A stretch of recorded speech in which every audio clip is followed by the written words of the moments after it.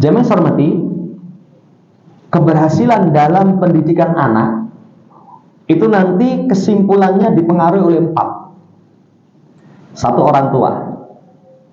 Kesolehan orang tua berpengaruh kepada anak. Dalil yang dipakai oleh para ulama, kisah ketika Nabiullah Musa berguru kepada Khidir. Ada rumah yang yuridu ayan qabba, rumah marabah. Kata Khidir, ayo kita tegakkan. Ayo kita tegakkan. Ternyata rumah itu milik 2 anak yatim yang Allah berkehendak menjaga harta yang dimiliki tinggalan orang tuanya sampai dia dewasa.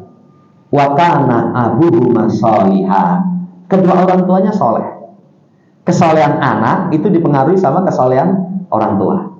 Makanya para salaf sampai mereka itu semangat melaksanakan sholat, semangat beribadah kepada Allah untuk supaya barokah dia itu berpengaruh kepada anak-anaknya.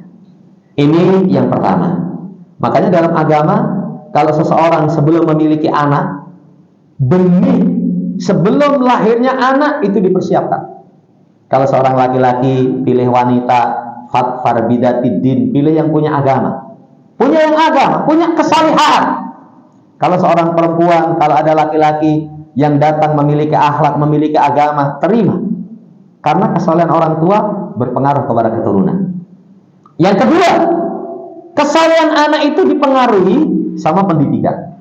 Sama pendidikan.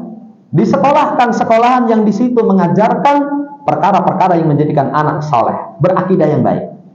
Itu yang kedua. Yang ketiga, dipengaruhi oleh lingkungan. Kadang anak orang tuanya baik, sekolahnya sudah baik, tapi kenapa rusak? Lingkungan. Bahkan sampai anak itu dilahirkan di atas fitrah, maka nanti yang merubah itu ternyata lingkungan. Kalau dalam hadis, lingkungan terdekat itu keluarga. Yuhawidanihi ayunasironihi ayumajisanihi. Yahudi menjadi Nasara atau Majusi, itu ternyata pengaruh lingkungan terdekat. Di mana dia kumpul? Makanya kalau seorang anaknya pengen diperhatikan kesolehannya, coba lingkungannya bagaimana, teman-temannya bagaimana.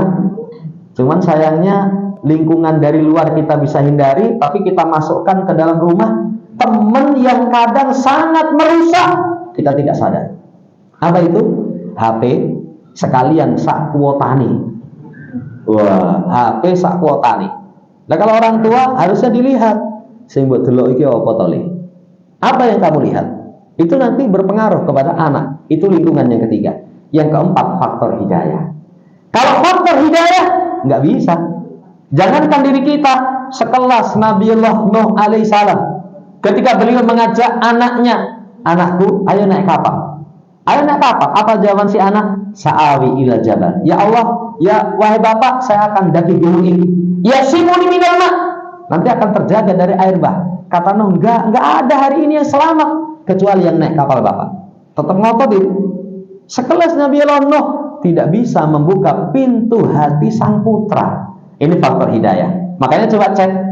Kalau misalkan kita sudah tempuh, orang tua sudah berupaya soleh, sekolahan sudah mengajarkan akhlak yang baik, kemudian akidah yang benar, muamalah, ibadah-ibadah yang pas, kemudian lingkungan sudah mendukung, tapi kok tetap jelek, itu berarti faktor hidayah. Kalau faktor hidayah, tengadahkan tangan kita kepada Allah. Makanya doa yang tadi kita sampaikan gak lepas dari lisan kita, itu paling gak 3. Atina fid dunya hasanah wa fil akhirati hasanah. Yang kedua, Rabbana hab lana min azwajina, mendoakan anak dan keluarga.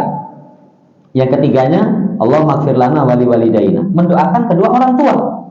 Itu dengan doa. Kalau memang misalkan orang tua sudah berupaya menjadi baik, tapi jangan GR. Gumun itu anakku ini nurun sopo ya, pak wis apik, mbok wis apik. Walah, kan kadang masalah kayak gitu tuh jadi rame. Jane pak ora itu, mbok langsung bengok, berarti mbok kira nurun aku katanya. Iya. Kalau merasa baik itu justru kurang baik. Itu justru kurang baik.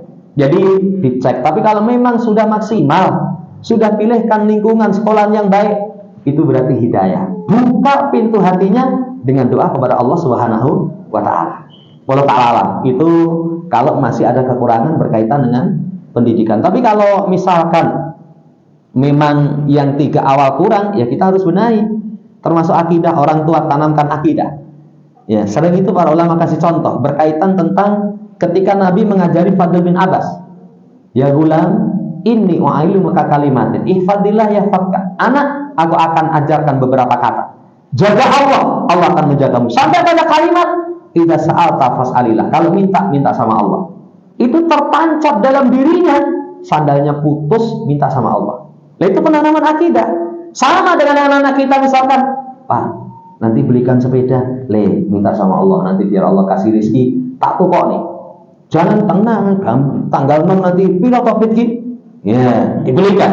Itu tidak penanaman akidah. Semuanya ditanamkan akidahnya supaya bersandar kepada Allah Subhanahu wa taala. Nah, sekolah juga begitu, pilih sekolah-sekolah yang walhamdulillah di masa sekarang penggabungan dunia dengan perkara-perkara duniawi ini sudah banyak.